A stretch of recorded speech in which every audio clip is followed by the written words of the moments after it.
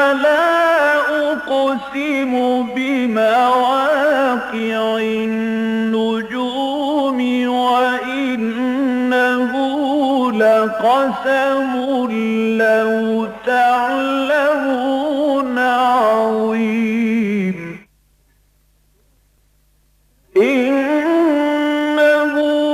لقرآن كريم في كتاب مكنون لا يمسه إلا المطهرون تنزيل من رب العالمين.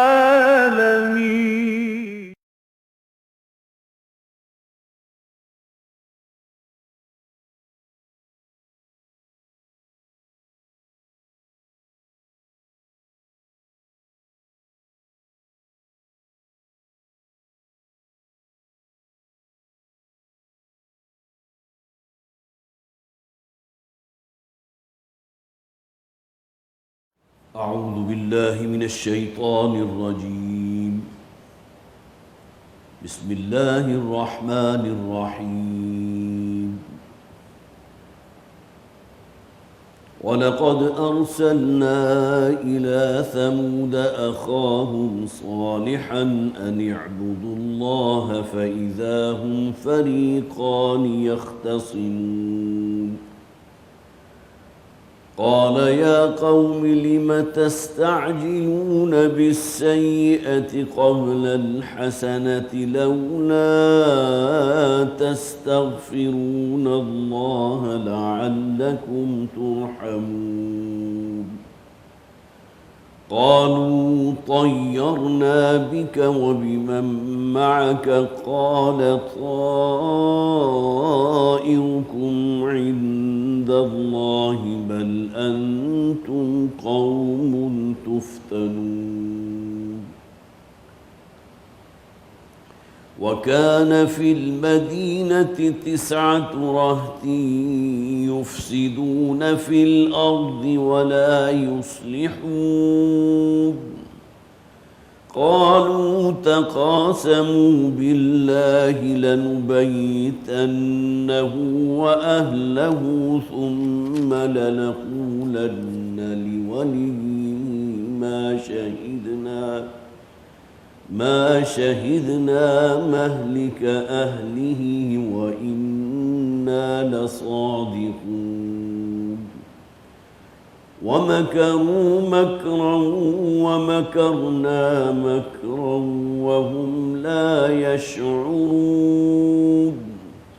فانظر كيف كان عاقبة مكرهم إنا دمرناهم وقومهم أجمعين. فتلك بيوتهم خاوية بما ظلموا إن في ذلك لآية لقوم يعلمون. وأنجينا الذين آمنوا وكانوا يتقون. صدق الله العظيم. رب اشرح لي صدري ويسر لي أمري واحلل عقدة من لساني يفقهوا قولي. اللهم ألهمنا رشدنا وأعذنا من شرور أنفسنا آمين या रब्बल आलमीन।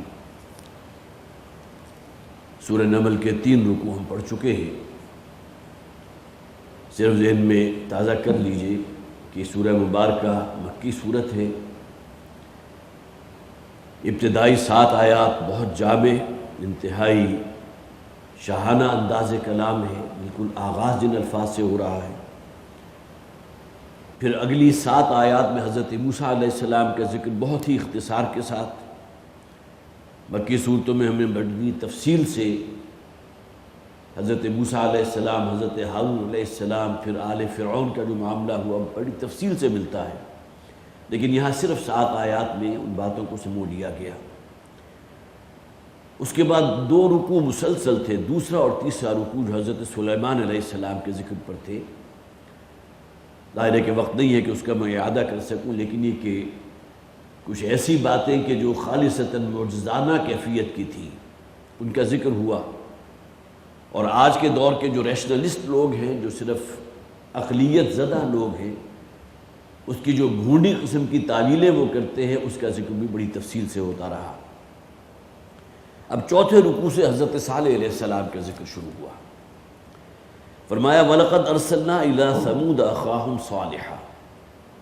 اور ہم نے بھیجا تھا سمود کی طرف ان کے بھائی صالح علیہ السلام کو، أَنِ اعْبُدُوا اللَّهَ فَإِذَا هُمْ فَرِيقَانِ يَخْتَصِمُونَ، اور ان کا پیغام یا ان کا میسج بھی وہی تھا کہ اللہ ہی کی عبادت کرو، اللہ ہی کی پرستش کرو، اسی کی بندگی کرو، اسی کی غلامی اختیار کرو۔ اور اس کے بعد پھر دو فریق میں وہ قوم تقسیم ہو گئی۔ یہ فریق ایسے نہیں تھے کہ بالکل برابر کا پلہ ہو ہر فریق کا، بلکہ اہل ایمان کی تعداد بہت ہی کم رہی ہے ہمیشہ سے۔ اور اس کی سب سے بڑی مثال حضرت نوح علیہ السلام کا معاملہ، 950 برس وہ اپنی قوم کے درمیان موجود رہے، لیکن یہ کہ بعض روایات میں ان پر ایمان لانے والوں کی تعداد 18 سے زائد نہیں تھی۔ چلیے لاکھوں نہیں، لیکن ہزاروں انسان تو اس بستی میں بستے تھے جس میں حضرت نوح علیہ السلام کو بھیجا گیا، اور ہزاروں میں سے کل 18 افراد ان پر ایمان لے کر آئے۔ تو یہ تو معاملہ رہا ہے۔ نبی اکرم صلی اللہ علیہ وسلم کی سیرت آپ کے سامنے ہے، جسے آپ کہہ سکتے ہیں کہ جو مکی دور ہے حضور کی زندگی کا، جس میں جو محنت آپ نے کی ہے، دن رات ایک کیا ہے، شدید ترین پرسیکیوشن ان لوگوں کی طرف سے ہوتی رہی، لیکن یہ کہ مکی دور کے اختتام تک بھی حضور پر ایمان لانے والوں کی تعداد 150 سے زائد نہیں ہو سکی تھی۔ اس سے کہ مکے سے جب بالکل مایوس ہو کر حضور طائف تشریف لے گئے تو وہاں جو کچھ ہوا اس کا اعادہ کرنے کی مجھے ضرورت نہیں ہے۔ تو یہ جو کہا گیا فَإِذَا هُمْ فَرِيقَانِ يَخْتَصِمُونَ، اور اس کے بعد وہ قوم جو ہے وہ دو فریقوں میں مختصم ہو گئی، اور وہ ایک دوسرے کے خلاف جو ہے وہ اب جھگڑا کرنے لگے۔ یہ جھگڑا ظاہر ہے اہل ایمان کی طرف سے تو نہیں ہوتا تھا، جیسا کہ مکی دور میں نبی اکرم صلی اللہ علیہ وسلم کا حکم تھا پوری قوم کے لیے، کفوا ایدیکم، کوئی شخص خواہ تم پر کتنا ہی ظلم نہ ڈھائے لیکن تمہیں اپنے ہاتھوں کو بند رکھنا ہے، اپنی مدافعت میں بھی ہاتھ نہیں اٹھانا۔ مکی دور کا جسے آپ کہیے کہ آرڈر آف دا ڈے تو یہی تھا، یہی معاملہ ہر نبی اور رسول کا رہا ہے۔ شروع میں جو لوگ بھی ایمان لے کر آتے رہے اس نبی اور رسول پر، تو انہیں تو حکم تھا کہ ایسا نہ ہو کہ تم ان کی جو ہے اینٹ کا جواب پتھر سے دینے لگو، وہ اگر گالم گلوچ کر رہے ہو تو تمہارا رد عمل بھی اسی طرح کا ہو۔ بلکہ حضرت مسیح علیہ السلام کے وہ الفاظ بارہا میں نے آپ کو سنائے، اگر کوئی تمہیں گالیاں دے تو رد عمل میں تمہاری طرف سے ان کے لیے دعائیں ہونی چاہیے، اگر کوئی تم پر پتھر برسائے تو تم نے انہیں ان پر پھول برسانے چاہیے۔ اب یہ انداز جو آپ کو ملتا حضرت مسیح علیہ السلام کی دعوت کا، تو صرف ان کا خاصہ تو نہیں تھا، نبی اور رسول کی دعوت یہی ہوتی تھی، اور جو ابتدا میں ان پر ایمان لانے والے ہوتے تھے ان کی کیفیت بھی یہی ہوتی تھی۔ فَإِذَا هُمْ فَرِيقَانِ يَخْتَصِمُونَ قَالَ يَا قَوْمِ لِمَ تَسْتَعْجِلُونَ بِالسَّيِّئَةِ قَبْلَ الْحَسَنَةِ، حضرت صالح علیہ السلام نے کہا اے میری قوم کے لوگوں، کیوں جلدی مچا رہے ہو ایک سیئہ کے لیے؟ سب سے بڑی سیئہ کیا ہے کسی ایسی قوم کے لیے جو رسول وقت کی دعوت کا انکار کر دے؟ وہ عذاب خداوندی ہے۔ اس سے بڑی سیئہ یا اس سے بڑی برائی یا اس سے بڑے منکر کا آپ کو اندازہ نہیں کر سکتے، جو اللہ کا عذاب ان پر نازل ہونے والا ہے۔ اور قوم کا رد عمل کیا تھا؟ وہ ہمیشہ سے یہی رہا کہ وہ عذاب کے جس کی آپ ہمیں دھمکی سنا رہے ہیں، جس کی وعید سنا رہے ہیں، ہمارا آپ نے خون خشک کر دیا ہے اس کا ذکر کر کر کے، تم پر عذاب آئے گا، تم پر عذاب آئے گا، لے آئیے اس عذاب کو۔ یستعجلون بالسیئۃ قبل الحسنہ،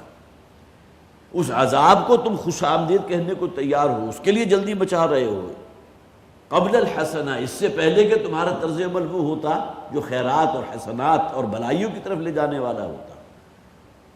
تم اپنے وقت کے نبی اور رسول کی دعوت پر لبیک کہتے، اہل جنت میں شمار ہوتے، اللہ کی فرما برداری اختیار کرتے، اس کی بجائے تمہارا طرز عمل یہ ہے کہ تم اس عذاب کے لیے بڑی جلدی مچا رہے ہو۔ لولا تستغفرون اللہ لعلکم ترحمون، کیوں اللہ سے استغفار نہیں کرتے؟ تمہارا طرز عمل تو عذاب کو ویلکم کرنے کا ہے، جبکہ میں تمہیں کہتا ہوں کہ اللہ کے حضور استغفار کرو، اپنے گناہوں کی معافی چاہو، میں اللہ کا فرزندہ ہوں، اللہ کا رسول ہوں۔ لولا تستغفرون اللہ لعلکم ترحمون، اگر اللہ سے استغفار کرو گے تو اللہ تعالیٰ تم پر رحم فرمائے گا۔ یہ الگ بات ہے کہ اللہ تعالیٰ کی یہ سنت ہے کہ جب عذاب کی علامات شروع ہو جاتی ہیں تو پھر وہ عذاب واپس ٹالا نہیں جاتا کبھی بھی. یہ اللہ کی سنت ہے، اللہ کا طریقہ ہے. لیکن یہ کہ اس سے پہلے کی مہلت تو تمہیں حاصل ہے نا. جب تک وہ عذاب وارد نہیں ہوتا اللہ کی رحمت میں آ جاؤ، استغفار کرو، توبہ کرو. قوم یونس کا یہ معاملہ ہوا تھا. وہ صرف ایک ہی تاریخ انسانی کی صرف ایک ہی مثال ہے، حضرت یونس علیہ السلام کی قوم، کہ چونکہ حضرت یونس علیہ السلام اپنی قوم کو اللہ کی اجازت سے پہلے چھوڑ کر چلے گئے، لہٰذا انہیں یہ ایک رعایت مل گئی کہ وہ عذاب کے جس کا فیصلہ جو ہے اللہ تعالیٰ کی یہاں سے نافذ ہو چکا تھا، جاری ہو چکا تھا، اللہ تعالیٰ نے اس عذاب کو واپس کھینچ لیا. پوری قوم نکلی ہے، انہوں نے عاجزی اختیار کی ہے، گڑ گڑائے ہیں، اپنے گناہوں کی جو ہے وہ توبہ کی ہے، استغفار کی ہے، اور اس کے بعد اللہ تعالیٰ نے ان پر سے اس عذاب کو ٹال دیا. یہ صرف ایک معاملہ ہوا. باقی اللہ تعالیٰ کی سنت وہی ہے کہ اگر یہ کام نہیں کرو گے، رسول کی دعوت پر لبیک نہیں کہو گے تو پھر اللہ تعالیٰ کی طرف سے عذاب آئے گا. لعلکم ترحمون، تاکہ تم پر رحم کیا جائے اگر اللہ کے حضور استغفار کرو. قالوا طیرنا بک وبمن معک، تو قوم نے کہا کہ یہ اصل میں نحوست ہے تمہاری بھی. حضرت صالح علیہ السلام کا ذکر ہو رہا ہے، ان سے مخاطب ہو کر کہہ رہے ہیں وبمن معک، اور جو تم پر ایمان لے آئے. یہ تو معلوم ہوتا ہے تمہاری کوئی پھٹکار ہے جو ہمارے اوپر پڑی ہے. معاذ اللہ، ایسی بہکی باتیں کر رہے ہو. ہمارا آبائی دین جو بڑا مقدس ہے، ہم نے اپنے باپ دادا پردادا کو اس دین کے اوپر پایا ہے، اب کیسے ممکن ہے کہ اس کو چھوڑ دیں. میں نے جیسا کہ عرض بھی کیا تھا، یہ چونکہ آیات ہم پڑھ چکے ہیں، صرف اس کا میں بلکہ یہ آخری آیت تھی جو ہم نے پچھلی مرتبہ پڑھی. طیر کا لفظ پرندے کے لیے آتا ہے اور عام طور پر فال نکالنے کے لیے پرندوں کا استعمال ہوتا تھا. کوئی بھی پرندہ جو ہے اس کو فضا میں چھوڑ دیا، اور اس کے بعد جس شخص نے بھی چھوڑا اس نے اپنے طور پر یہ طے کر لیا کہ اگر یہ دائیں طرف موڑا تو میرا یہ کام جو ہے میرے لیے باعث برکت ہوگا، مجھے وہ اختیار کرنا چاہیے. اگر بائیں طرف چلا گیا تو گویا کہ وہ ایک انکار کی بات ہوگی کہ مجھے یہ کام نہیں کرنا چاہیے. اسے کہتے ہیں فال نکالنا. جس طرح آج کل بھی آپ نے دیکھا ہوگا کہ سڑکوں کے کنارے کچھ لوگ بیٹھے ہوتے ہیں، کوئی جوتشی قسم کے، کوئی نجومی قسم کے، ایک طوطا بھی انہوں نے رکھا ہوتا ہے، اس کے ذریعے وہ جو ہے فال نکالا کرتے ہیں. لیکن یہ طریقہ ہمیشہ سے چلا آ رہا ہے، مختلف طریقے ہوا کرتے تھے. قرآن حکیم نے بعض جگہ کہا اقلام جو ہے، کوئی پانی کا بہتا ہوا چشمہ ہے، اس میں قلمیں جو ہیں مختلف، اس کو کاٹ کاٹ کے رکھ دیا جاتا تھا، اور ہر قلم کے اوپر جو ہے کوئی شے لکھ دی جاتی تھی کہ یہ شے میرے لیے بہتر ہے، یہ میرے سے مضر ہے. اس کے بعد ان کو چھوڑا جاتا تھا تو جو قلم سب سے آگے نکل جاتی تھی اس کی جو ہے اس فال کو تسلیم کر لیا جاتا تھا. اسی طرح پرندوں کا استعمال بھی ہوتا تھا. وہیں سے اس اصطلاح کو قرآن حکیم نے جو ہے استعمال کیا ہے، وہ ہے کہ فال نکالنا یا بدشگونی کے لیے خاص طور پر. اس لیے کہ سورہ اعراف کی آیت نمبر 130 میں حضرت موسیٰ علیہ السلام کے لیے بھی آل فرعون نے یہی اصطلاح استعمال کی تھی. وَإِن تُصِبْهُمْ سَيِّئَةٌ يَطَّيَّرُوا بِمُوسَىٰ وَمَن مَّعَهُ، اور جب ان پر کوئی پریشانی آتی تھی، اللہ کی طرف سے چھوٹا سا عذاب ان پر نازل ہوتا تھا، کہیں مینڈکوں کا عذاب ہے، کہیں خون کی بارش ہو رہی ہے، تو اسے فوراً منسوب کر دیتے تھے حضرت موسیٰ علیہ السلام کی نحوست کی طرف. وَإِن تُصِبْهُمْ سَيِّئَةٌ، اور جب انہیں کوئی سیئہ پہنچتی تھی، کوئی برائی پہنچتی تھی، کوئی عذاب پہنچتا تھا، یطیروا بموسیٰ ومن معہ، اور اسے پھر وہ منسوب کر دیتے تھے کہ یہ اصل میں بدشگونی کی بات ہے، یہ گویا کہ نحوست ہے حضرت موسیٰ علیہ السلام کی، معاذ اللہ ثم معاذ اللہ، اور ان کی جو ان پر ایمان لائے. تو قالوا طیرنا بک وبمن معک قال طائرکم عند اللہ. اس پر پھر حضرت صالح علیہ السلام نے کہا کہ اصل میں تمہاری یہ جو شومی قسمت ہے، یہ جو بری قسمت ہے، یہ جسے تم نحوست کہہ رہے ہو، یہ تمہاری اپنی ہے، یہ تمہارے اپنے کرتوتوں کی وجہ سے اللہ تعالیٰ نے تم پر مسلط کر دی ہے. یہ تمہاری بد کرداریاں ہیں، حرام خوریاں ہیں، حرام کاریاں ہیں، جس کی وجہ سے یہ مصیبت تمہارے اوپر آئی ہے. جیسے کہ سورہ شورى میں بھی کہا گیا نا کہ اللہ تعالیٰ ان پر جو ہے مصائب بھیجتا ہے، ان پر تکالیف بھیجتا ہے، بما کسبت ایدیہم، بسبب ان کے اس کسب کے جو ان کے ہاتھوں نے کمایا، جو کمائی انہوں نے کی ہے، جو برے اعمال کیے ہیں، اس کی پاداش میں اللہ تعالیٰ ان کے اوپر عذاب بھیجتا رہا ہے. تو یہاں بھی فرمایا قال طائرکم عند اللہ، یہ جو تمہارے اوپر اگر نحوست آ رہی ہے، اللہ کی طرف سے کوئی ایک چھوٹا سا عذاب ہے تمہیں جھنجھوڑنے کے لیے، یہ اللہ کی طرف سے، تمہارے اپنے بد اعمالوں کی طرف سے ہے. بل انتم قوم تفتنون، بلکہ تم تو قوم ہی وہ ہے جو فتنے میں مبتلا کر دی گئی ہو. اب ظاہر ہے کہ فتنہ تو کسوٹی کو کہتے ہیں، امتحان کو کہتے ہیں. تمہارا طرز عمل تو یہ ہونا چاہیے تھا کہ اللہ کی طرف سے اگر کوئی گرفت آئی ہے، کوئی جھنجھوڑنے کا معاملہ اللہ کی طرف سے آیا ہے، تو تمہیں متنبہ ہونا چاہیے تھا تمہیں اللہ کے حضور توبہ کرنی چاہیے تھی، رجوع کرنا چاہیے تھا، انابت اختیار کرنی چاہیے تھی۔ اس کے برعکس تمہارا طرز عمل جو ہے مزید ڈھٹائی کا ہے۔ تو فرمایا طائرکم عند اللہ بل انتم قوم تفتنون، اللہ تعالیٰ تو تمہیں آزما رہا ہے کہ اس مصیبت کے باوجود تم اللہ کی طرف رجوع کرتے ہو یا نہیں کرتے۔ یہ الگ حقیقت ہے کہ کسی شخص کے اندر اگر شمع برابر بھی کوئی نیکی ہے، کوئی ایمان و تقوی ہے، تو ممکن نہیں ہے کہ اس کے اوپر اگر کوئی سخت حالات آ جائیں تو اللہ کی طرف رجوع نہ کرے، سوائے ان بدبختوں کے کہ جن کی فطرت ہی مسخ ہو چکی ہو، جن پر خواہ بڑے سے بڑا عذاب آ جائے لیکن وہ کہتے ہیں یہ تو اصل میں زمین کی ایک کروٹ تھی، کوئی زمین کے نیچے جو مختلف پرتیں ہوتی ہیں وہ سرک گئی، جس کی وجہ سے زلزلہ آ گیا اور اتنے لاکھ افراد جو ہے ہلاک ہو گئے۔ یہ سونامی اصل میں اس وجہ سے آئی تھی، یہ موسمی کوئی تغیرات ہو گئے تھے، فلاں جگہ ہوا کا دباؤ کم ہو گیا تھا، لہٰذا وہ جو ویکیوم پیدا ہوا تو تیزی سے ہوائیں اس کی طرف چلی، جس کی وجہ سے سمندر کی نہریں جو ہے اس علاقے کے اوپر چڑھ دوڑی۔ یہ اس قسم کی جو تعویلات کرتے ہیں، اس کے باوجود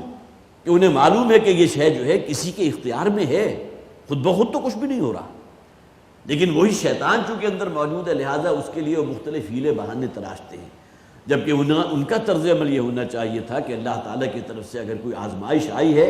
تو اسے من جانب اللہ سمجھتے ہوئے اپنے اعمال کے اوپر گویا کہ تنبہ حاصل کرتے اور اللہ کے حضور توبہ کرتے، استغفار کرتے۔ وَكَانَ فِي الْمَدِينَةِ 9 رَهْطٍ۔ اب حضرت صالح علیہ السلام کا ذکر قرآن میں کم سے کم بھی میں سمجھتا ہوں 25-30 مقامات پر ہوگا، میں نے شمار تو نہیں کیا، لیکن مکی صورتوں میں کثرت سے ذکر موجود ہے۔ یہاں جو واقعہ آ رہا ہے وہ اس سے پہلے کسی اور مقام پر نہیں ہے، گویا کہ یہاں ایک انفرادی حیثیت حاصل ہو گئی اس مقام کو۔ وَكَانَ فِي الْمَدِينَةِ 9 رَهْطٍ، اور اس شہر میں جس میں حضرت صالح علیہ السلام کا ذکر چل رہا ہے، وَلَقَدْ أَرْسَلْنَا إِلَىٰ ثَمُودَ أَخَاهُمْ صَالِحًا، انہی کا ذکر چل رہا ہے، اسی کنٹینیوشن میں بات ہو رہی ہے۔ اس شہر کے اندر 9 جتھے موجود تھے۔ اب جس طرح آپ کو بھی معلوم ہے کہ جو قبائلی زندگی ہوتی ہے تو قبائل کے اندر مختلف خاندان ہیں، مختلف قبائل اس کے اندر مزید ڈسٹریبیوٹڈ ہیں، اور ان میں اکثر جتھے بن جایا کرتے ہیں، اور کچھ جتھے اور گینگ ایسے ہوتے ہیں جن کا کام ہی سوائے فساد فی الارض کچھ نہیں ہوتا۔ جس طرح ہمارے ہاں بھی مختلف علاقے جو ہیں وہاں بعض اوقات وہ بدماشوں کا کوئی گروہ بن جاتا ہے، اس کا کوئی سرغنہ ہوتا ہے، گویا کہ جو گینگ ہے اور گینگ ماسٹر ہے یہ ایک جتھا کہلایا۔ تو وہ جو چھوٹی سی بستی ہوگی حجر کے علاقے میں جہاں قوم سمود بستی تھی، وہاں اس علاقے میں بھی 9 جتھے موجود تھے کہ جن کا کام یہ تھا یفسدون فی الارض، جو زمین میں فساد مچا کر رکھتے تھے۔ اب جتھے کا لفظ جو ہے راہتن اصل میں 3 سے لے کر اور 9 تک کے جو ایک گیدرنگ ہوتی ہے اس کے لیے راہت کا لفظ آتا ہے۔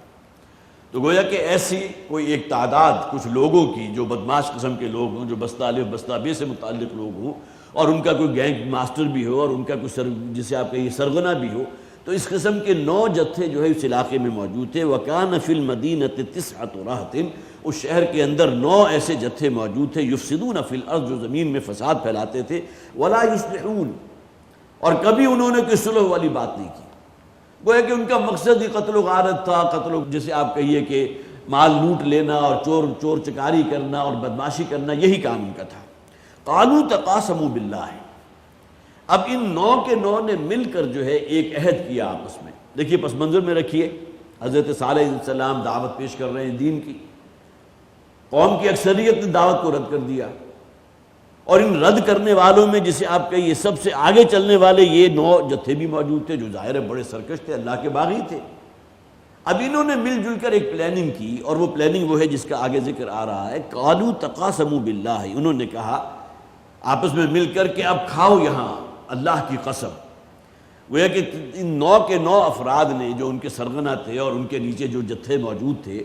ان سب نے مل کر یہ بات جو ہے طے کر لی کہ ہم اس بات پر اللہ کی قسم کھاتے ہیں، اللہ کو گواہ بناتے ہیں، لَنُبَيِّتَنَّهُ وَأَهْلَهُ، کہ ہم شب خون ماریں گے۔ ہو کی ضمیر حضرت صالح علیہ السلام کی طرف ہے، انہی کا ذکر چل رہا ہے نا۔ ہم حضرت صالح علیہ السلام اور ان کے گھر والوں پر شب خون ماریں گے۔ بات یبیت، یہ الفاظ آتے ہیں عربی لغت میں رات بسر کرنا، رات کا کوئی خاص واقعہ وہ بھی پیش نظر ہو سکتا ہے۔ اور یہاں جو تفسیر میں اور خاص طور پر تراجم میں تفاسیر کے اندر جو ذکر کیا گیا، لَنُبَيِّتَنَّهُ، ہم لازماً، انہوں نے عہد کیا اس بات کا اور اللہ کی قسم کھائی، اللہ کو گواہ بنا کر اس بات کا عہد کیا کہ ہم لازماً شب خون ماریں گے اس پر بھی اور اس کے گھر والوں پر بھی رات کے اوقات میں۔ کہ رات کا پچھلا پہر ہوگا اور اس میں انہوں نے طے کر لیا کہ ہم سب جمع ہو کر اور سب مل کر جو ہے یلغار کر دیں گے حضرت صالح علیہ السلام کے گھر پر، اور پھر ان کو بھی قتل کر دیں گے اور ان کے گھر میں جتنے افراد ہیں ان سب کو قتل کر دیں گے، اس کے بعد غائب ہو جائیں گے۔ اور پھر یہ کہ ہم اس موقع پر یہ بھی قسم کھا لی کہ ہم سے اگر کوئی پوچھے گا کہ کیا معاملہ ہوا تھا تو ہم کہہ دیں کہ ہم تو وہاں موجود ہی نہیں تھے، آگے آگے آپ بھی جائے گا۔ اب اس کے بارے میں مفسرین کی دو تین آراء ہیں۔ ایک رائے جس کی طرف زیادہ حضرات گئے ہیں وہ یہ ہے کہ حضرت صالح علیہ السلام نے جب ان لوگوں سے کہہ دیا کہ 3 دن کی مہلت تمہارے پاس ہے، وہ جو اللہ تعالیٰ کا بہت بڑا معجزہ انہیں دیا گیا تھا، ایک اونٹنی جو برآمد ہوئی تھی ایک چٹان میں سے، اس کی جب انہوں نے کونچے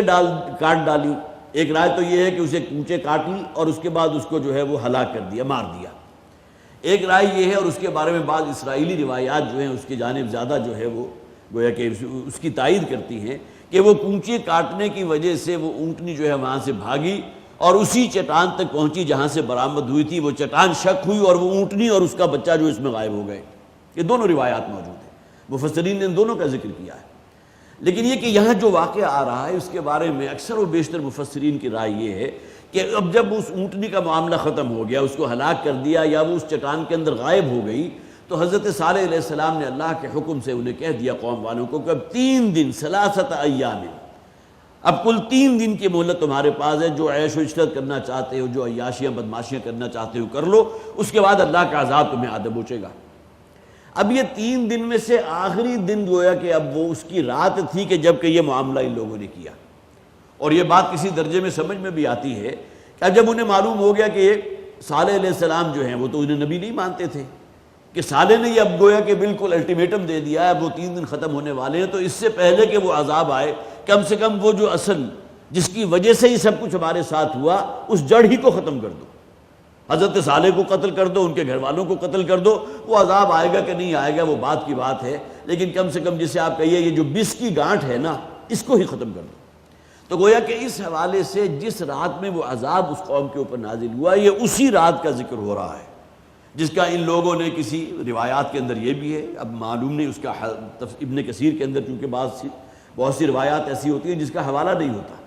لیکن یہ کہ روایت موجود ہے کہ جس بڑے پتھر کے نیچے یا چٹان کے نیچے وہ باہم مشورہ کر رہے تھے اور ایک دوسرے کو جو ہے وہ عہد معاہدہ کر رہے تھے کہ اس بات پر ہم اللہ کو گواہ بناتے ہیں کہ آج رات پچھلے پہر ہم شب خون ماریں گے اور حضرت صالح اور ان کے گھر والوں کو قتل کر دیں گے، اور اسی پتھر جس کے نیچے یہ کھڑے وہ مشورہ کر رہے تھے اللہ کے حکم سے وہی چٹان ان کے اوپر گری ہے اور ان کا قیمہ بن گیا، ایک روایت یہ بھی ہے۔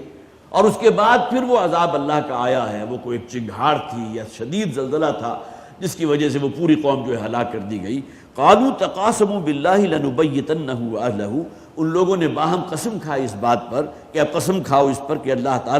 اللہ کی قسم کھاؤ، لنبیتنہ واہلہ، کہ ہم رات کو شب خون ماریں گے اس پر بھی اور ان کے گھر والوں پر، ثم لنقولن لولیہ، اور اس کے بعد اگر کوئی کھود کرید ہوئی اور پوچھ گچھ ہوئی تو ان کے جو بھی ورثاء ہوں گے، حضرت صالح علیہ السلام کے بھی تو آخر وہاں خاندان کے اور لوگ بھی تو موجود تھے، ایک تو وہ گھر تھا جس میں وہ خود تھے جس پر انہوں نے شب خون مارنے کا ارادہ کیا، سب کو قتل کرنے کا ارادہ کیا، اور ان کے گھر والے اگر ہمارے اس پاس آ کر ہم سے کوئی پوچھ گچھ کریں گے، اس لیے کہ سمجھتے تو ہیں کہ مخالفت میں تو ہم سب سے پیش تھے، تو ہم ان کے ولی سے یہ کہیں گے ما شہدنا مہلک اہلی وانا لصادقون، کہ ہم اس بات پر گواہی دیں گے، ہم اس پہ سچے ہیں کہ ہم تو اس موقع پر اس بستی میں موجود ہی نہیں تھے، معلوم ہوا کہ ان کو قتل کرنے میں یا ان پر شب خون مار کے ان سب کو ہلاک کرنے میں ہمارا کوئی حصہ نہیں ہے۔ اب یہ دونوں وہ باتیں ہیں، وہ بنیادیں ہیں جو سراسر جھوٹ ہیں، لیکن یہ کہ اس کی بنیاد کے اوپر ان لوگوں نے فیصلہ کیا۔ یہ الگ بات ہے کہ اللہ تعالیٰ نے اس بڑی چٹان یا اس پتھر کو ان کے اوپر گرا دیا جس کی وجہ سے ان کا قیمہ بن گیا، یا یہ کہ اسی رات پھر وہ عذاب استیصال اللہ کا آیا، فاخذتہم الرجفہ، قرآن میں جو الفاظ آئے، ایک بہت شدید جو ہے ایک زمین کانپنے لگی، اور پھر اس کے ساتھ ہی ایک چنگھاڑ جو ہے، فاخذتہم الصیحہ، یہ الفاظ بھی آئے ہیں اس قوم کے لیے، کوئی چیخ تھی یا چنگھاڑ تھی، فرشتے کی آواز تھی کہ پوری قوم ہلاک کر دی گئی۔ بہرحال یہ واقعہ جیسا کہ میں نے عرض کیا کہ اور کسی مقام پر نہیں ہے جس میں ان کی پوری ایک پلاننگ تھی۔ اب دیکھیے یہ مکی صورت ہے، نبی اکرم صلی اللہ علیہ وسلم کی سیرت اگر ہم اپنے سامنے رکھیں تو ایک وقت یہ آیا تھا کہ وہاں جو مکہ کے شہر میں مختلف قبائل آباد تھے تو ان کے جو سرکردہ لوگ تھے انہوں نے مل بیٹھ کر یہ فیصلہ کیا کہ ہم ایک پلاننگ کرتے ہیں کہ ہمارے چند نوجوان جو ہیں ہر قبیلے سے جمع ہو جائیں اور وہ مل جل کر جو ہے اس رستے پہ کھڑے ہو جائیں جہاں سے حضور صبح نکلتے ہیں۔ یہ واقعہ تو میں نہیں سمجھتا جو حضرات بھی یہاں موجود ہیں ان کے علم میں نہیں ہوگا۔ اب وہ 20-25 افراد جو ہیں وہ جمع ہو گئے، مختلف قبائل سے تھے، وہاں بھی حکمت عملی انہوں نے کیا اختیار کی تاکہ ایسا نہ ہو کہ محمد صلی اللہ علیہ وسلم کا خون کسی ایک قبیلے کے سر پر پڑے۔ بہت سے قبائل نے مل کر اپنے نوجوانوں کو منتخب کیا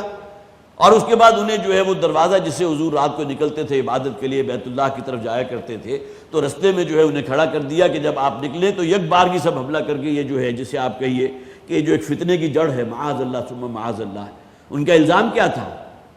کہ محمد وہ ہے جس نے اپنے آبائی دین سے بغاوت کی ہے، سب سے بڑا الزام۔ پھر انہوں نے بھائی کو بھائی سے جدا کر دیا، شوہر کو بیوی سے جدا کر دیا، باپ کو بیٹے سے جدا کر دیا۔ ہماری جو ایک شیرازہ بندی تھی ہمارے مکے والوں کی، جو ہمارا ایک معاملہ تھا، بڑا ایک ہمارے اندر اتحاد تھا، اس کو منتشر کر کے رکھ دیا۔ اب یہ الزام تھے جس کی بنیاد پر انہوں نے طے کر دیا کہ اب اس معاملے کو بالکل قصہ پاک کر دیں، اور انہوں نے بھی وہی ہیلہ اختیار کیا جو انہوں نے کیا تھا۔ حالانکہ حضرت صالح علیہ السلام حضور سے کم 3000 برس پہلے کی شخصیت ہے، بلکہ اس سے بھی زیادہ۔ اس موقع پر بھی انہوں نے یہی کہا تھا، یہ راہ تن تمام لوگوں نے جمع ہو کر، اور یہ کہا کہ ہم یہ افغار بھی جو ہے وہ شمخون ماریں گے، تاکہ پھر یہ کہ کسی کا اوپر، کسی ایک کے اوپر جو ہے حضرت صالح علیہ السلام کے خون کا جو ہے کوئی معاملہ کسی ایک قبیلے پر نہ ہے۔ اور یہی معاملہ بعین ہی نبی اکرم صلی اللہ علیہ وسلم پر ہوا، اور حضور ان کے سامنے سے نکلے ہیں، اور آپ کو معلوم ہے روایات میں ہے، احادیث میں ہے، گویا کہ اللہ تعالیٰ نے ان کی نگاہوں کے وہ سامنے پردے ڈال دیے، اور انہوں نے پتہ ہی نہیں چلا ان لوگوں کو کہ کب حضور ان کے سامنے سے نکل کر جو ہے بیت اللہ میں داخل ہو گئے۔ ان کی پوری پلاننگ جو ہے وہ فیل ہو گئی۔ تو سیرت مطہرہ کا مطالعہ کیجئے تو بہت سی ایسی باتیں جو گزرے ہوئے اقوام ہیں ان کے اندر جو واقعات آپ کو ملتے ہیں اسی کی مشابہت اور ریفلیکشن جو ہے آپ کو نبی اکرم صلی اللہ علیہ وسلم کی سیرت میں بھی نظر آ رہی ہے۔ تو ثم لنقولن لولیہ، اور پھر ہم ان کے جو بھی ورثاء ہیں حضرت صالح علیہ السلام کے جو بھی خاندان والے ہیں ان سے کہیں گے ما شہدنا مہلک اہلہ، کہ ہم تو اس وقت موجود ہی نہیں تھے، یہاں اس بستی میں موجود نہیں تھے کہ جب کہ ان کا گھر تباہ ہوا اور کوئی شمخون مارا ہے کسی نے۔ وَإِنَّا لَصَادِقُونَ، ہم حلفاً یہ کہیں گے کہ ہم سچ بول رہے ہیں۔ وَمَكَرُوا مَكْرًا وَمَكَرْنَا مَكْرًا، ان لوگوں نے اپنی سی چال چلی، اور اللہ تعالیٰ فرماتے ہیں اور ہماری اپنی ایک چال تھی۔ مکر کا لفظ ہماری اردو زبان میں تو خالصتاً ایک منفی مفہوم میں آتا ہے، لیکن عربی زبان میں آتا ہے چال کے لیے۔ چال کے اگر آپ ایک حسن کا اسے پہلو دیں گے تو تدبیر کی بات، کہ ان لوگوں نے اپنی چال چلی اور اللہ کی اپنی ایک تدبیر تھی۔ یہ اللہ کے لیے چال کا لفظ ہماری اردو زبان کی ایک محدودیت ہے، یہ چال کا لفظ جو ہے وہ تو اللہ تعالیٰ کے لیے مناسب نہیں ہے، لیکن مکر کا جیسے قرآن حکیم نے کہا کہ واللہ خیر الماکرین۔ اب اس کا ترجمہ آپ نے اگر اردو زبان میں کیا اللہ تعالیٰ چال چلنے میں سب سے بڑھ کر ہے، ہمارے ہاں چال چلنا جو ہے وہ منفی مفہوم میں آتا ہے، جبکہ مکر کا لفظ عربی زبان میں جو ہے وہ دونوں مفہوم میں آتا ہے۔ تدبیر کرنا وہ بری بھی ہو سکتی ہے، اچھی بھی ہو سکتی ہے۔ یہی معاملہ لفظ جاہل کا ہے، ہمارے اردو زبان میں جاہل کہتے ہیں اس شخص کو کہ جو بالکل ہی گویا کہ تعلیمی اعتبار سے پیچھے رہ گیا ہو، عقلی اعتبار سے پیچھے رہ گیا ہو، لیکن عربی زبان میں جاہل کہتے ہیں جذباتی شخص کو۔ کوئی پی ایچ ڈی شخص جو ہے وہ بھی جاہل ہو سکتا ہے، اس لیے کہ جذبات میں آ کر کوئی اگر وہ غلط اقدام کرتا ہے تو جاہلوں کا سا اقدام ہوگا، اگرچہ تعلیم کی اعتبار سے بہت آگے پہنچا ہوا ہے۔ تو وَمَكَرُوا مَكْرًا وَمَكَرْنَا مَكْرًا، انہوں نے اپنی ایک چال چلی اور ہماری اپنی ایک تدبیر تھی۔ وَهُمْ لَا يَشْعُرُونَ، اور انہیں اس کی کوئی خبر نہیں تھی۔ اب دونوں ہی امکانات موجود ہیں کہ جب یہ پلاننگ کر رہے تھے تو وہ چٹان یا پتھر ان کے اوپر اللہ تعالیٰ کے حکم سے آ پڑا اور ان کا قیمہ بن گیا، یہ اللہ کی ایک تدبیر تھی، یا یہ کہ پھر معاملہ وہ ہوا کہ اسی رات پھر اللہ تعالیٰ کا عذاب آیا جہاں پوری قوم ہلاک ہوئی، وہیں یہ جو جتھا تھا، وہ 9 جتھے جو وہاں موجود تھے جو بدماشوں کے تھے، وہ تمام کے تمام بھی ختم کر دیے گئے۔ فانظر کیف کان عاقبۃ مکرہم، اب ذرا دیکھو کہ کیا انجام ہوا ان کے اس مکر کا، اور یہاں جوڑ لیجئے کیا انجام ہوا اس تدبیر کا جو مکہ والوں نے حضور کے خلاف کی تھی، کہ حضور رات کے آخری پہر جب نکلیں گے تو سب مل جل کر حملہ کریں گے، ان کو قتل کر دیں گے، کسی ایک خاندان کے اوپر حضور کے خون کا جو ہے وہ الزام نہیں آئے گا۔ تو اللہ تعالیٰ کی اپنی تدبیر تھی۔ فانظر کیف کان عاقبۃ مکرہم، تو دیکھو کیا انجام ہوا ان کے اس مکر کا، ان کی اس چال کا۔ انا دمرناہم، ہم نے ان سب کو تباہ و برباد کر دیا، ہلاک کر دیا۔ دمر یہ الفاظ آتے ہیں کسی کا قیمہ بنا دینا، چکنا چور کر دینا، پیس دینا۔ اسی طرح کے الفاظ ہیں نا فَدَمْدَمَ عَلَيْهِمْ رَبُّهُمْ بِذَنبِهِمْ فَسَوَّاهَا، سورہ شمس جو ہے آخری پارے کی سورت، وہاں بھی حضرت صالح علیہ السلام کا ذکر ہے فَدَمْدَمَ عَلَيْهِمْ رَبُّهُمْ، دمدمہ کے لفظ کے اندر بھی وہ ہے کہ کسی شے کو تل پٹ کر دینا، کسی کو چکنا چور کر دینا، حصے بکھرے کر دینا. اِنَّا دَمَّرْنَاهُمْ، ہم نے ہلاک کر دیا، تباہ و برباد کر دیا ان لوگوں کو، وَقَوْمَهُمْ، ان کو بھی کہ جنہوں نے پلاننگ کی تھی، اور ان کی قوم کو بھی، اجمعین سب کو ملا جلا کر، ان میں سے کوئی ایک بھی نہیں بچا. فَتِلْكَ بُيُوتُهُمْ خَاوِيَةً بِمَا ظَلَمُوا، اب یہ ان کے گھر ہیں جو موجود ہیں جو ویران ہو گئے. اس لیے کہ کچھ تو قومیں وہ تھی نا کہ جن بستیوں کو اللہ تعالیٰ نے بلندی پر لے جا کر زمین پر پٹخ دیا، اس کے لیے تو قرآن کہتا ہے مؤتفقات. اب جو بستی بہت بلندی پر جا کر پٹخی جائے گی تو مکان نام کی کوئی شے تو نہیں ہوگی نا، ملبہ رہ جائے گا. تو مؤتفقات وہ تل پٹ ہوئی بستیاں جس میں نہ تو وہاں کے مکین موجود ہیں، اور مکان کا بھی جسے آپ کہیے کہ اینٹ پتھر سب ایک ہو گیا. لیکن کچھ ایسے بھی ہیں کہ جن کے بہرحال وہ مساکن موجود ہیں.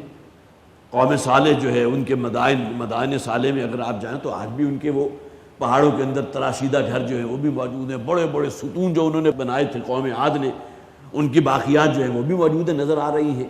گویا کہ ان لوگوں کو اللہ تعالیٰ نے جو ہلاک کیا تھا تو کوئی آسمانی چنگھار تھی، کوئی آسمان سے پتھروں کی بارش ہوئی، یا جو کچھ بھی ہوا، تو فرمایا گیا فَتِلْكَ بُيُوتُهُمْ خَاوِيَةٌ، ان کے گھر تو موجود ہیں لیکن ویران ہیں، اب وہاں رہنے والا کوئی نہیں. بِمَا ظَلَمُوا، بسبب ان کے ظلم کے. إِنَّ فِي ذَلِكَ لَآيَةً لِقَوْمٍ يَعْلَمُونَ، یقیناً اس میں بڑی نشانیاں ہیں ان لوگوں کے لیے جو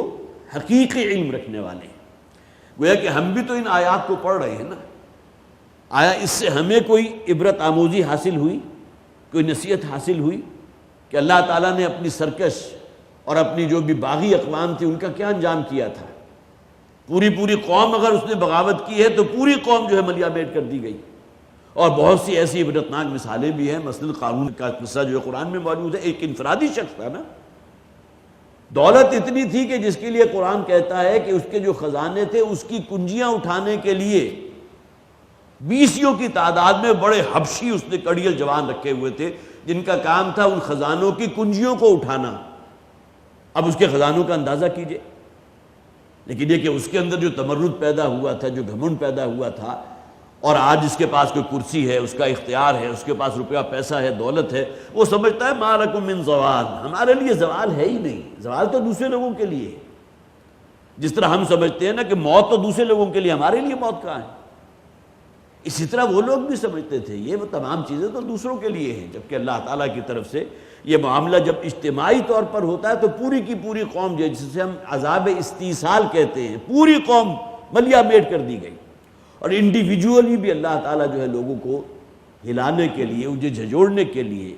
انہیں جو ہے متنبہ کرنے کے لیے اپنے جو ہے وہ جھٹکے انہیں دیتا ہے. فانظر کیف کان عاقبۃ مکرہم انا دمرناہم وقومہم اجمعین فتلک بیوتہم خاویۃ بما ظلموا. اب یہ ان کے گھر موجود ہیں جو خالی ہیں، ویران ہیں ان کے ظلم کی وجہ سے. ان فی ذلک لآیۃ لقوم یعلمون، یقیناً اس میں نشانیاں ہیں ان لوگوں کے لیے جو حقیقی علم رکھنے والے ہیں. وَأَنْجَيْنَا الَّذِينَ آمَنُوا وَكَانُوا يَتَّقُونَ، ہاں اس قوم میں سے بھی،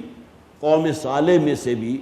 جو حجر کے رہنے والے لوگ تھے جنہیں اصحاب الایکہ بھی کہا گیا، اس قوم میں سے بھی ان لوگوں کو بچا لیا گیا کہ جو اللہ پر ایمان لانے والے تھے. وَكَانُوا يَتَّقُونَ، اور وہ اہل تقوی میں سے تھے، وہ بچنے والے تھے گناہوں سے بھی، معصیت سے بھی، سرکشی سے بھی، بغاوت سے بھی، اللہ کی نافرمانی سے. تقوی کے معنی تو ہے نا بچنا. کس شے سے بچنا؟ گناہوں سے بچنا، معصیت سے بچنا، پھر اللہ کی نافرمانی سے بچنا. اور اس کے ساتھ دوسرا پہلو شامل کر لیجئے تو انذار آخرت بھی اس میں ہے. کیوں بچتے ہیں آپ؟ کہ آخرت میں آپ کو جو ہے ابدی راحت مل سکے، اللہ تعالیٰ کا جو وعدہ ہے، اللہ کی رضا اور جنت حاصل ہو سکے. وَأَنْجَيْنَا الَّذِينَ آمَنُوا وَكَانُوا يَتَّقُونَ، اور ہم نے بچایا ان لوگوں کو جو ایمان لائے تھے اور جو واقعتاً متقی تھے.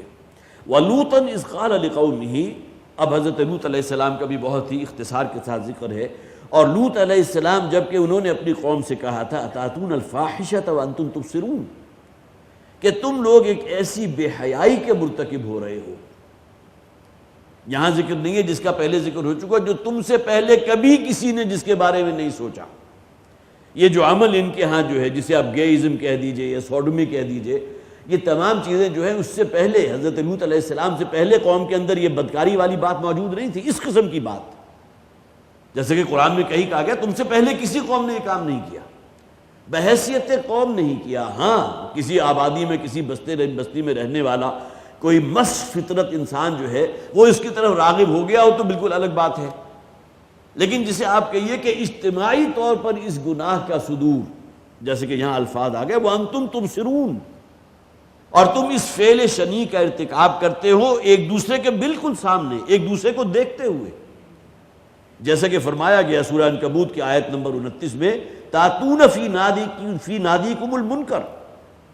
یہ جو عمل ہے عمل قوم لوط، اس کو تم انجام دیتے ہو اپنی بڑی بڑی مجلسوں کے اندر، اور باقاعدہ اس کے مقابلے ہوا کرتے تھے، بڑی بڑی محفلیں جو ہے برپا کی جاتی تھی، اور ایک دوسرے کی نگاہوں کے سامنے علل اعلان۔ ایک گناہ وہ ہے جو اگر کوئی شخص کر لے تو اس میں اللہ کے حضور بھی دعا کرتا ہے پروردگار مجھ سے خطا ہو گئی، میرے گناہ کو معاف فرما دے، اللہم استر عوراتنا وآمن روعاتنا، جو مجھ سے معاملہ گناہ کا ہوا اس کی پردہ پوشی فرما۔ ایک طرز عمل یہ ہوتا ہے، ایک یہ ہوتا ہے اس کے اندر یہ ڈھٹائی پیدا ہو جائے کہ وہ اس گناہ کو دوسروں میں بیان کرنے لگے، دوسروں میں چرچا کرنے لگے، اس گناہ کی بنیاد کے اوپر محفلیں اور مجالسیں منعقد کرنے لگے۔ اس سے بڑی بغاوت اور سرکشی تو کوئی نہیں ہو سکتی۔ گویا کہ انہیں اس کے گناہ ہونے کا احساس ہی نہیں ہے۔ جس طرح آج کل ہمارے جو بھی سائیکولوجسٹ ہیں، جو بھی ماہر نفسیات ہیں، وہ کہتے ہیں انسان کے اندر اگر کوئی ایک ٹیڑھا رستہ جو ہے خواتین کی بجائے مردوں والا رستہ اگر کوئی شخص اختیار کر لیتا ہے تو وہ بھی اس کی جبلت کے اندر موجود ہے، لہٰذا آزادی ہونی چاہیے کہ وہ اپنی آزاد مرضی سے اس رستے کو اختیار کرے، تو اس کے لیے جو ہے بالکل مباح ہونا چاہیے، اس کے اوپر کوئی پکڑ نہیں ہونی چاہیے، اور حد یہ ہے کہ اسے گلٹ بھی نہیں ہونی چاہیے، اسے اس بات پر کوئی شرمندگی کی ضرورت نہیں ہے کہ میں نے یہ کام کیا ہے، لہٰذا اسے اس درجے عام کر دو۔ ویسے میں تو آج موجود ہیں، بڑے بڑے کلبز موجود ہیں، ہمارے پاکستان میں موجود ہے، کراچی، اسلام آباد جو پوش ایریاز ہیں وہاں اس قسم کے کام علل اعلان ہوتے ہیں، باقاعدہ کلبز ہیں، ان کے خاص ڈریسز ہوتے ہیں۔ اس معاملے میں تو اب چونکہ معلومات جو انٹرنیٹ کے ذریعے آپ تمام حضرات تک پہنچ سکتی ہیں، آپ دیکھ سکتے ہیں کہ کس طرح آپ کو مختلف سوسائٹیز میں مختلف لوکیلٹیز کے اندر وہ لوگ مل جائیں گے کہ جو یہ کام کر رہے ہیں، علل اعلان کر رہے ہیں، اور کوئی ان کے اوپر پکڑ نہیں ہے۔ تو یہاں جو فرمایا گیا اتاتون الفاحشۃ وانتم تبصرون، کہ تم اس فحش کام کا ارتکاب کرتے ہو جو تم ایک دوسرے کے سامنے کر رہے ہو، دیکھتے ہوئے کر رہے ہو۔ اِنَّکُمْ لَتَأْتُونَ الرِّجَالَ شَهْوَةً مِّن دُونِ النِّسَاءِ، یہ گویا کہ تمہارے فطرت کے مسخ ہونے کی سب سے بڑی علامت یہ ہے کہ اللہ تعالیٰ نے جو فطری طور پر انکلینیشن انسان کے اندر رکھی ہے بقائے نسل کے لیے عورت کی طرف، اتاتون الرجال شہوۃ من دون النساء، تم خواتین کی بجائے اس کا وہ جو تم اللہ نے ایک شہوت رکھ دی اسے مردوں سے پورا کرنا چاہتے ہو۔ بل انتم قوم تجہلون، تم تو انتہائی جاہل قوم ہو۔ یہاں تجہلون کا الفاظ جو ہیں مولانا اصلاحی رحمۃ اللہ علیہ نے کہا کہ انتہائی ناعاقبت اندیش، جو گویا کہ انسانیت کا جو شرف انسانیت ہے اس سے بھی گرے ہوئے لوگ۔ تم سے پہلے یہ خباثت اور یہ گندگی جو ہے کسی قوم میں موجود نہیں تھی۔ پھر میں عرض کر رہا ہوں انفرادی طور پر ممکن ہے کسی بستی میں کسی علاقے میں کچھ لوگ ایسے موجود ہوں، لیکن اس طرح اس کو باقاعدہ ریکگنائز کرنا، اس کی بنیاد کے اوپر محافل کا انعقاد کرنا، اس کا پرچارک کرنا، اس کی اشاعت کرنا، یہ تو اس قوم کے اوپر آ کر ختم ہوا تھا۔ لہٰذا اس ضمن میں پھر اللہ تعالیٰ کی جو ہے آگے الفاظ آ بھی جائیں گے، پھر اللہ تعالیٰ کی پکڑ آئی اس پر تو بہت زبردست آئی۔ فما کان جواب قومہ، تو حضرت لوط علیہ السلام جو روکتے رہے انہیں اس خبیث کام کے ارتکاب سے، اس خلاف فطرت کام کے ارتکاب سے، تو ان کی قوم کا جواب کیا تھا؟ فما کان جواب قومہ الا ان قالوا اخرجوا آل لوط من قریتکم۔ قوم نے اس کا رد عمل یہ تھا کہ اس کے سوا انہوں نے اور کچھ نہیں کہا، نکالو باہر اس لوط کو بھی اور جو اس پر ایمان لائے ہیں۔ آل لوط، یہ آل لوط سے مراد حضرت لوط علیہ السلام کے خاندان والے۔ اب یہاں بھی معلوم ہوتا ہے کہ ان پر ایمان لانے والی شاید ان کی اپنی اولاد اور ایک بیوی تو وہ ہے جس کا ذکر بھی آ جائے گا جو ان پر ایمان نہیں لائی تھی، یا جس کی ہمدردیاں اور جس کی جو بھی جسے آپ کہیے سمپتھیز اس قوم کے ساتھ تھی، اس کا انجام تو وہی ہوا جو قوم کا ہوا تھا۔ لیکن یہ کہ حضرت لوط علیہ السلام کی اپنی اولاد میں سے جو ایمان لائی تھی صرف انہی کو بچایا گیا، انہیں کہا گیا کہ رات کے پچھلے پہر نکل جاؤ اس بستی کو چھوڑ کر، اور پھر اللہ کا عذاب ان پر نازل ہوا۔ فما کان جواب قومہ الا ان قالوا، تو نہیں تھا جواب ان کی قوم کا سوائے اس کے کہ انہوں نے کہا ان اخرجوا آل لوط من قریتکم، کہ نکال دو ان لوط کے گھر والوں کو اپنی اس بستی سے، انہم اناس یتطہرون، یہ تو بہت ہی مقدس لوگ ہیں جی، یہ تو بہت ہی پاکیزہ لوگ ہیں، یتطہرون، یہ مبالغے کی انتہا ہے، گویا کہ یہ بڑے پاکیزہ لوگ ہیں، ان لوگوں کو اس بستی سے نکالو۔ یہ ہمیں کہتے ہیں نا کہ ہم خبیث عمل کر رہے ہیں، گویا کہ اپنے آپ کو بہت پاک باز سمجھتے ہیں، اپنے آپ کو بڑے پاکیزہ بڑے مقدس سمجھتے ہیں، تو اب ان کا ہماری بستی کے اندر گزارا ممکن نہیں ہے، ان کو یہاں سے نکال باہر کو، ان کو جو ہے جلاوطن کر دو۔ فَأَنْجَيْنَاهُ وَأَهْلَهُ إِلَّا امْرَأَتَهُ، تو اللہ تعالیٰ فرماتے ہیں کہ ہم نے اسے بھی بچا لیا، اس سے مراد کون؟ حضرت لوط علیہ السلام، وَأَهْلَهُ، اور ان کے گھر والوں کو۔ لیکن بہرحال اس بات کو بھی ذہن میں رکھیے کہ کسی رسول پر ایمان لانے والے بھی ان کے گھر والے ہوتے ہیں، ان کے آل میں ہوتے ہیں،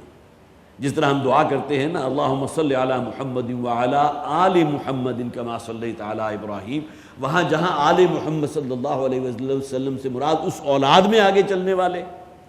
حضور کو اللہ تعالیٰ نے اس دنیا میں کوئی نرینہ اولاد تو دی نہیں تھی،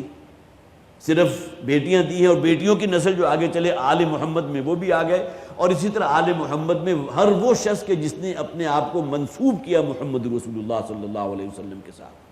گویا کہ امتی جو ہیں حضور کے صلی اللہ علیہ وسلم، وہ بھی جسے آپ کہیے معنوی طور پر آل محمد ہیں صلی اللہ علیہ وسلم۔ اسی طرح یہاں جو اہل کا لفظ کیا گیا، اور پچھلی آیت میں جو آل لوط کا لفظ آیا تھا، تو اس میں صرف ان کی اولاد ہی مراد نہیں ہو سکتی، بلکہ اس بستی میں ممکن ہے چند افراد اور بھی ہوں جو حضرت لوط علیہ السلام پر ایمان لائے تھے۔ فَأَنْجَيْنَاهُ وَأَهْلَهُ إِلَّا امْرَأَتَهُ، تو ہم نے بچایا اس کو بھی اور ان کے گھر والوں کو بھی، ان کے آل کو بھی، إِلَّا امْرَأَتَهُ، سوائے ان کی ایک بیوی کے۔ یہاں یہ بھی معلوم ہوتا ہے کئی اور بیویاں بھی ہوں گی، جس طرح پہلے ہوتا تھا ہمارے دین میں، دین اسلام میں بھی 4 کی حد تک کی اجازت جو ہے ہر مسلمان کو ہے، اور نبی اکرم صلی اللہ علیہ وسلم کے عقد مبارک میں تو گویا کہ 9 یا 10 بیویاں جو ہیں موجود رہی ہیں، بیک وقت 9 ازواج مطہرات حضور کے عقد میں رہی ہیں، تو سوائے اس کی ایک بیوی کے، قدرناہا من الغابرین، اس لیے کہ اس کا معاملہ تو ہم نے مقدر کر دیا ہے، اس کے بارے میں اللہ تعالیٰ کی طرف سے فیصلہ ہو چکا ہے، جیسا کہ پہلے مقامات پر بھی آیا، کانت من الغابرین، وہ پچھلے رہنے والوں میں سے ہو گئی۔ گویا کہ حضرت لوط علیہ السلام جب گھر سے نکلے ہیں تو اس کو وہیں چھوڑ گئے تھے، اور صرف ان لوگوں کو جو ان پر ایمان لائے تھے ان کو لے کر وہاں سے نکلے ہیں، اور پھر یہ کہ پیچھے جو ہے پھر اللہ تعالیٰ کی طرف سے آگے آ بھی جائے گا، وَأَمْطَرْنَا عَلَيْهِمْ مَطَرًا، اور پھر ہم نے ان پر بارش برسائی، ایک کیا ہی بارش تھی، مطرہ۔ امطرنا علیہم کے اوپر بات ختم ہو گئی تھی، لیکن مطرہ کا لفظ آیا کہ یہ کوئی انوکھی ہی بارش تھی، یہ وہ بارش نہیں تھی کہ جس کی تم دعائیں کرتے ہو کہ باران رحمت کا نزول ہو، آسمان سے بارش نازل ہو جو ہماری جو ہے مردہ زمین کو زندگی عطا کرے، ہماری فصلیں دہلہاں اٹھے۔ وَأَمْطَرْنَا عَلَيْهِمْ مَطَرًا، اور ہم نے ان پر پھر برسائی وہ بارش جو ایک انوکھی بارش تھی، ایک عجیب ہی بارش تھی۔ فَسَاءَ مَطَرُ الْمُنذَرِينَ، اور بہت ہی برا انجام ہوا پھر ان لوگوں کا کہ جنہیں خبردار کر دیا گیا تھا پہلے۔ یہ پھر پتھروں کی بارش تھی، ہمارے یہاں بھی ریشنلسٹ لوگ موجود ہیں، یہ کیسے ممکن ہے جی آسمان سے پتھروں کی بارش ہو؟ وہ تو اصل میں تیز ہوائیں تھی جو چلی تھی،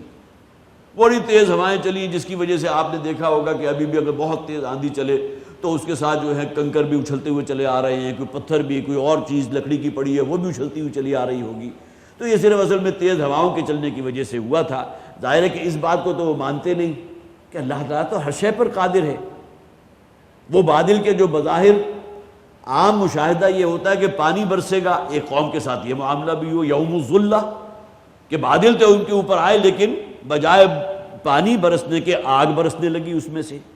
اللہ کے حکم سے ہوتا ہے نا۔ قلنا یا نار کونی بردم وسلام علی ابراہیم، ہم نے حکم دے دیا آگ کو کہ اے آگ گل و گلزار بن جا، سلامتی بن جا ابراہیم کے لیے۔ یہاں بھی وہ عقل کے اندھے جو ہیں اس کی عجیب و غریب تعبیریں کرتے ہیں کہ ایسا نہیں تھا، بلکہ یہ آگ نہیں ہوئی تھی، بلکہ حضرت ابراہیم علیہ السلام کو ایک جگہ ویرانے میں جا کر چھوڑ دیا گیا تھا اور وہاں بڑی شدید گرمی تھی۔ عجیب و غریب قسم کے منطق جو کہیں سمجھ میں نہیں آتی، لیکن اس بات کو ماننے کو تیار نہیں ہے کہ اللہ کے حکم سے آگ کے اندر جو کسی شے کو جلانے کی صفت ہے وہ سلب بھی کی جا سکتی ہے۔ یہی معاملہ یہاں ہوا، آسمان سے پتھروں کی بارش ہوئی ہے، قرآن حکیم میں کتنی مقامات پر آیا۔ یہاں بھی گویا کہ بین السطور وہ الفاظ موجود نہیں ہے کہ پتھروں کی بارش، وَأَمْطَرْنَا عَلَيْهِمْ مَطَرًا، اور ہم نے ان پر پھر بارش برسائی، ایک ایسی بارش جو مطرہ تھی، اور پھر آگے فَسَاءَ مَطَرُ الْمُنذَرِينَ، اور کتنی ہی بری بارش تھی۔ یہ تو وہ اصل میں پتھروں کی بارش تھی جس کی وجہ سے قوم ہلاک کی گئی۔ اور نہ صرف اس پر اللہ تعالیٰ کا غضب جو ہے وہ ٹھنڈا ہوا ہے، اس لیے کہ جس خباثت کے اندر یہ قوم مبتلا تھی، نہ صرف یہ کہ پتھروں کی بارش برسائی گئی ان پر، بلکہ انہی کے لیے والمؤتفقات، انہی بستیوں کے بارے میں قرآن حکیم میں ایک اور مقام پر کہا گیا کہ انہیں بلندی پر لے جا کر جو ہے پٹخ دیا گیا، اور اس کے بعد پھر پتھروں کی بارش ہوئی ہے۔ یہ انجام ہوا اس قوم کا جو اللہ کی باغی اور اللہ کی سرکش قوم تھی۔ اور ظاہر ہے کہ یہ معاملہ جو ہے، جو اکثر و بیشتر جو ہم نے پچھلی صورت پڑھی تھی، ان فی ذالک لآیہ، یقیناً اس میں بڑی نشانیاں موجود ہیں، بڑے جو ہے تمہارے لیے عبرت کی باتیں موجود ہیں کہ اللہ تعالیٰ جو ہے وہ ایسے لوگوں کو جو اللہ کے سرکش ہوں، اللہ کے باغی ہوں، اگر اجتماعی طور پر معاملہ ہو تو عذاب استیصال ان پر نازل ہوتا ہے، اور انفرادی پکڑ بھی انسان پر آتی ہے، جسے عام طور پر کہتا ہے نا خدا کی لاٹھی جو ہے وہ بے آواز ہے۔ اس وقت اگر کوئی کسی پر ظلم کر بھی رہا ہے، کسی کو جو ہے اپنے، جسے آپ کہیے کہ اپنے اس کے اندر جو ہے اس نے اتنا مغلوب کر لیا ہے کہ وہ سمجھتا ہے کہ میرے اوپر کوئی پکڑ آ ہی نہیں سکتی، میرے ہاتھ کو کوئی نہیں روک سکتا، لیکن یہ کہ اللہ تعالیٰ کی طرف سے کبھی پکڑ آتی ہے تو دوسروں کے لیے نشان عبرت بن جاتی ہے۔ قُلِ الْحَمْدُ لِلَّهِ وَسَلَامٌ عَلَىٰ عِبَادِهِ الَّذِينَ اصْطَفَىٰ۔ اب دیکھیں یہ پورا قصہ جو ہے یہاں ختم ہو گیا۔ اب آخری جو دو رکوع ہیں وہ بہت ہی جامع ہیں، اس پر انشاءاللہ اگلی مرتبہ گفتگو ہوگی۔ اے نبی آپ کہہ دیجئے کل حمد کل شکر اللہ کے لیے ہے۔ گویا کہ یہ خس کم جہاں پاک والی بات ہو گئی، ان تمام باغی و سرکش اقوام کو اللہ تعالیٰ نے نیست و نابود بنا دیا، آئندہ آنے والوں کے لیے ایک جو ہے نشان عبرت بنا دیا۔ ان کے کھنڈرات موجود ہیں، لیکن ہمارے ہاں جو ہے ایکسپیڈیشنز ہو رہی ہیں، ایکسکرشنز ہو رہی ہیں، سیاحت کا موضوع بنا لیا گیا ہے۔ بڑا ایک پیارا شعر میں نے کہیں نوٹ کیا تھا کہ ان تمام چیزوں کو دیکھ کر انسان کو کیا حاصل ہوا؟ عبرت کی ایک چھٹانک برآمد نہ ہو سکی۔ ان چیزوں کو دیکھ کر جو عبرت حاصل کرنی چاہیے تھی وہ تو ہوئی نہیں، کلچر نکل پڑا ہے ٹنوں کے حساب سے۔ گویا کہ جو اصل شے تھی اسے دیکھ کر تم عبرت حاصل کرو، کوئی موعظت حاصل کرو، اس کی بجائے جو ہے وہ کلچر کا نام دے دیا گیا۔ ان کا ہم جو نہیں موئنجو دڑو کی جو ہے وہ تہذیب، ان کے اندر کیا کلچر تھا، کیا ثقافت تھی۔ ان کے ہاں تو جو ہے معاملہ اتنا مہذب تھا کہ گلیاں بھی تھیں، گلیوں کے اندر نالیاں بھی بنی ہوئی تھی جہاں سے پانی کا نظام چل رہا تھا۔ گویا کہ آج سے 5000 برس پہلے انہوں نے پانی کی نکاسی کا ایک ایک گھر تک بندوبست کیا ہوا تھا۔ یہ ان کھنڈروں کو کھودتے ہوئے نتیجے یہ نکالتے ہیں، حالانکہ یہ نہیں سوچتے کہ ان بستیوں کو اللہ نے کیوں ہلاک کیا تھا۔ پومپیائی کا علاقہ جو جسے آپ کہیے کہ 20 فٹ جو ہے ان کے اوپر وہ آتش فشاں کی جو ہے وہ گرد اور راکھ پڑی ہے، اور وہ کہیں دب گئی، اور اس کے بعد ہماری جو ہے مختلف ٹیمز روانہ ہوئی اس کو کھود کھود کر وہ وہاں تک پہنچ گئی، اور اب ان کا کلچر برآمد کیا جا رہا ہے وہاں سے۔ عبرت کی ایک چھٹانک برآمد نہ ہو سکی، کلچر نکل پڑا ہے ٹنوں کے حساب سے۔ تو معلوم ہوا کہ اگر انسان جو ہے ان تمام چیزوں سے بھی سوائے اپنی عقلی تسکین کی اور کوئی کلچرل جو ہے وہ چیزیں جو ہے وہ معلوم ہو جائیں، وہ برآمد ہو جائیں، اور کوئی موعظت جو اصل شے ہے جو قرآن کہتا ہے ان فی ذالک لآیہ، اس میں تمہارے لیے نشانی ہے، تمہارے لیے عبرت ہے، موعظت موجود ہے۔ قل الحمد للہ وسلام علی عبادہ الذین اصطفیٰ، اے نبی کہہ دیجئے کل حمد کل شکر اللہ کے لیے ہے، اور سلامتی ہے، سراپا سلامتی ہے ان لوگوں کے لیے جو اس کے بندے تھے جنہیں اللہ نے چن لیا۔ علی عبادہ الذین اصطفیٰ، اب یہاں تمام انبیاء اور رسول مراد ہیں کہ اللہ تعالیٰ نے مختلف اقوام کی طرف مختلف زمانوں میں جن نبیوں اور رسولوں کو بھیجا تمام پر سلامتی ہو۔ سلام علی عبادہ الذین اصطفیٰ اللہ خیر اما یشرکون، کیا اللہ زیادہ بہتر ہے یا وہ ہستیاں کہ جن کو انہوں نے اللہ کا شریک قرار دے دیا؟ اللہ وہ ہے جس نے تمہارے لیے زمین کو پیدا کیا، اس زمین میں قوت نمو رکھی ہے، تمہارے کھانے پینے، تمہارے سانس لینے کے لیے آکسیجن اتنی وافر مقدار میں کہ معلوم ہوتا ہے قیامت تک جو ہے یہ ذخیرہ کبھی ختم نہیں ہوگا،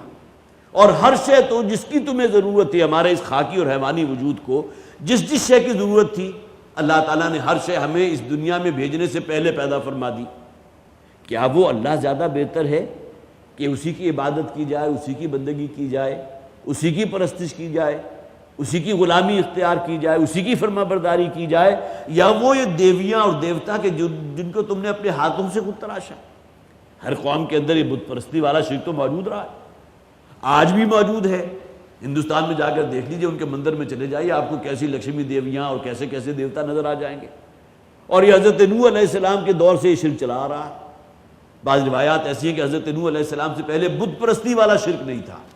یہ حضرت نوح اور اس کے بعد جو ہے پھر حضرت نوح کے قوم، ظاہر حضرت نوح جو ہے وہ تو ایک علمبردار تھے توحید کے، لیکن یہ کہ بعد میں جو بت پرستی والا شرک جو شروع ہوا، جو آج تک چل رہا ہے، بدھا کے مجسمے جو ہیں آپ کو نظر آ جائیں گے۔ برما کے مسلمانوں کے اوپر جو ظلم ہو رہا ہے، بظاہر یہ ظلم کرنے والے کون ہیں؟ بدھسٹ ہیں، جو کسی چیوٹی جو آپ کے قدموں کے نیچے آ جائے اگر وہ کچل کر ماری گئی تو اسے بھی بہت بڑا ظلم سمجھتے ہیں، اور مسلمانوں کے اوپر اس قسم کا ظلم ہو رہا ہے جس کا تصور کرتے ہوئے رونگٹے کھڑے ہو جاتے ہیں۔ پورے گھر والوں کو ایک دوسرے کی نگاہوں کے سامنے ذبح کیا جا رہا ہے، یہ سب کچھ ہو رہا ہے، لیکن ظلم کرنے والے کون؟ بدھسٹ، جو آج بھی اس بدھا پر ایمان رکھتے ہیں، بدھا کو مانتے ہیں، اور جن کے دین کا یہ بہت بڑا جسے آپ کہیے کہ شعار ہے کہ کسی کو تکلیف نہ پہنچاؤ۔ منہ کے اوپر ڈھانٹے لپیٹ کے اس لیے پھرتے تھے کہ ڈھانٹوں کی وجہ سے بیکٹیریا اندر جا کر اگر کہیں مر جائیں گے تو یہ ان کی موت واقع ہو جائے گی، لہذا ڈھانٹا باندھو تاکہ وہ مرے نہ۔ اس حد تک جو ہے وہ پہنچے ہوئے لوگ اپنی جسے آپ کہیے کہ خباثت کے اندر، لیکن عملی خباثت ان کی اس وقت سامنے آ رہی ہے۔ تو یہ تمام چیزیں جو ہے ہر دور میں رہی ہیں۔ قل الحمد للہ الذی الحمد للہ وسلام علی عبادہ الذی اصطفیٰ اللہ خیر عما یشرکون، کیا اللہ تعالیٰ بہتر ہے یا یہ کہ وہ ہستیاں جن کو انہوں نے اللہ کے ساتھ شریک ٹھہرا دیا۔ یہاں یہ 19واں پارہ بھی ختم ہوا، اور اس سورہ مبارکہ کا چوتھا رکوع، بلکہ ایک آیت اگلی جو میں نے پڑھی ہے وہ 5ویں رکوع کی ہے۔ اس کے بعد اب جو بیان شروع ہو رہا ہے وہ بہت ہی جیسے آپ کہیے کہ مکی صورتوں کے اندر جو ہے کہ کھول آنکھ زمین دیکھ، فلک دیکھ، فضا دیکھ، ذرا غور تو کرو اس کائنات پر، اس کی گتھیوں کو سلجھانے کی کوشش کرو، تمہارا دل خود گواہی دے گا ہاں ایک ذات ہے جس نے اس کو پیدا کیا، وہی تمہاری خالق ہے، لہذا اسی کی بندگی کرو۔ منطقی طور پر یہ تمام کڑیاں آپس میں ملی ہوئی ہیں، اس پر انشاءاللہ اگلی مرتبہ گفتگو ہوگی۔ بارک اللہ لی ولکم فی القرآن العظیم ونفعنی وإیاکم بالآیات والذکر الحکیم۔